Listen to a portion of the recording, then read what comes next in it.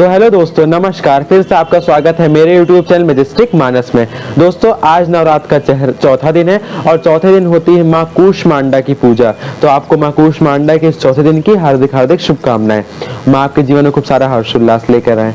तो चलिए शुरू करते हैं आज की चौथे दिन की कथा, जो कि बहुत ही खास होने वाली है, क्योंकि हम लोग हर दिन कोई ना कोई एक नई कथा माता रानी की लेकर आ रहे हैं।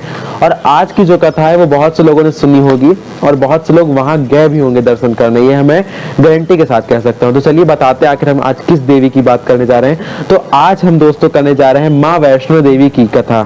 माँ वैष्णो देवी जो कि भारत में बहुत ही प्रसिद्ध मंदिर है माता रानी का, जो कि कटरा में है, उनकी बात हम लोग करने जा रहे हैं।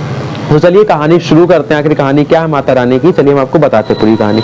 देखिए, वैष्णो देवी जो है, ऐसा इनकी कई कहानियां हैं, लेकिन जो सबसे प्रचलित कहानी सुनने में मिलती है वो ये है कि एक बार श्रीधर नाम का एक पंडित था। वो कटरा से 2 किलोमीटर दूर किसी एक गांव में रहता था।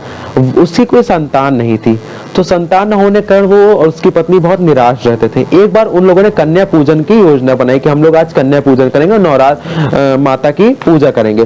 तो वहां पर उन्होंने 9 कन्याओं को बुलाया। उन कन्याओं में माता रानी स्वयं अवतार धर के कन्या का गई हुई थी। तो माता रानी ने उस कन्या में हिस्सा लिया। उस कन्या में माता रानी ने भोजन ग्रहण किया, सब किया, और माता रानी ने श्रीधर को आशीर्वाद दिया कि तू हमेशा सुखी रहेगा, संपन्न रहेगा।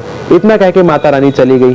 फिर माता रानी ने उससे ये आदेश भी दिया श्रीधर से कि तू एक भंडारा करवा पूरे गांव में, जिसमें सब लोग को बुला और मैं भी वहां रहूंगी। तो श्रीधर ने कहा कि माता रानी आप अगर ऐसा कह रही, क्योंकि कन्या माता का रूप उसने रख के बुलाया था, तो उन्होंने माता रानी कहा कि माता रानी अगर आप ऐसा कह रहे तो ये हम जरूर करेंगे, आपकी इच्छा हम जरूर पूरी करेंगे। तो श्रीधर ने जैसा माता रानी का, वैसा श्रीधर ने सभी गाँव वालों को बुलाया, निमंत्रण दिया कि हमारे यहाँ आइए।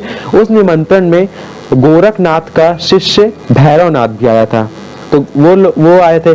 तो जब पूरा गांव आया था खाना खाने, तो सब माता रानी एक मटका लेकर आई थी। उस मटके से माता रानी व्यंजन निकालती जाती था। व्यंजन उसमें से खत्म ही नहीं हो रहा था। वो एक ऐसा जादुई मटका था जिसमें से खाना निकल रहा था, लेकिन खाना खत्म होने का नाम नहीं। और इतना स्वादिष्ट खाना था, सभी गांव वाले खाए। लेकिन जब भैरवनाथ वहां पर आया खाने के लिए, तो उसने वो पूरी और खीर को लात मार दी, मतलब उसे किनारे कर दिया और कहा कि मुझे मांस और मदिरा का सेवन करना है। अब एक ब्राह्मण के घर मांस और मदिरा का सेवन कैसे हो सकता था? और फिर माता रानी के सामने, तो माता रानी ने कहा कि यहाँ पर ऐसा नहीं होगा, तुम्हें यही ग्रहण करना पड़ेगा, क्योंकि ये प्रसाद है, इसकी जगह मांस मदिरा नहीं होगा। तो भैरवनाथ नहीं माना। उसने माता रानी के साथ अपशब्द बोलना शुरू कर दिए, माता रानी को परेशान करना शुरू कर। तभी माता रानी उसके घर से भागना शुरू करी और भागते भागते वह कटरा पर्वत पर आ गई। जब कटरा पे आए तो हनुमान जी उनकी सहायता करने के लिए उनके पीछे पीछे तब से चल रहे थे। तो जब पर्वत के पास पहुंचे तो हनुमान जी बहुत थक गए थे। उन्होंने कहा माता रानी बहुत प्यास लगी, कुछ करिए। तब माता ने अपने केश तोड़ा और उसी केश से उन्होंने बाण बनाया, और बाण से जहां पे उन्होंने वो बाण मारा, वहां से बाण गंगा निकली। और उसी को आज हम लोग बाण गंगा के नाम से जानते हैं। वहां पर लोग जाते, स्नान करते, कहते वहां पर जाने से सभी पाप धुल जाते हैं। तो ये थी बाण गंगा। थोड़ा बाण गंगा से भागते भागते हनुमान जी और माता रानी आगे बढ़े। तो तब वहां पर माता रानी एक जगह खड़ी हुई और खड़ी होकर उन्होंने पीछे पलट के देखा कि भैरवनाथ आखिर है कहाँ। तब जब उन्होंने पीछे पलट के देखा तो वहां पर उनके पच्चीन उभर आए थे। तभी से वो उस मंदिर को चरण पादुका मंदिर के नाम से जाना जाता है, जो कि माँ वैष्णो देवी की चढ़ाई में दूसरा पड़ाव का काम करता है। अब आगे बढ़ते हैं कहानी में। जब थोड़ा माता रानी और आगे बढ़ते गए, जब आधा पर्वत चढ़ी तो माता रानी एक गुफा के अंदर घुस गई जाके, और वहां पर माता रानी ध्यान लगा ली और हनुमान जी बाहर खड़े थे माता रानी की रक्षा करने के लिए। तो भैरवनाथ वहां पहुंचा उस गुफा में, हनुमान जी से उसने युद्ध किया 9 महीने तक, और आखिरी में वह हनुमान जी को हटाकर, मतलब हनुमान जी उस युद्ध से इतना थक गए थे कि वो थकान में बैठे थे, और उतने देर में भैरवनाथ उस गुफा के अंदर घुस गया और माता रानी को ढूंढने लगा। 9 महीने तक माता रानी उस गुफा में रही, इसीलिए उस गुफा को गर्भजून की गुफा भी बोलते हैं। और कहते हैं उस गुफा से जो भी पार कर लेता है उसे दोबारा इस सांसारिक जीवन में, यानी इस मानव रूपी उस जीवन में नहीं आना रहता है, वो मोक्ष प्राप्त कर लेता है। तो भैरवनाथ उस गुफा के अंदर गया, लेकिन जैसे उस गुफा के अंदर गया तो तब तक में माता रानी गुफा के दूसरी छोर से बाहर निकल चुकी थी। भैरवनाथ माता रानी को ढूंढता रहा मगर माता रानी नहीं मिली। लेकिन फिर जब वो गुफा के बाहर निकला दूसरी तरफ से, तो उसने माता रानी को देख लिया था कि माता रानी ऊपर जा रही।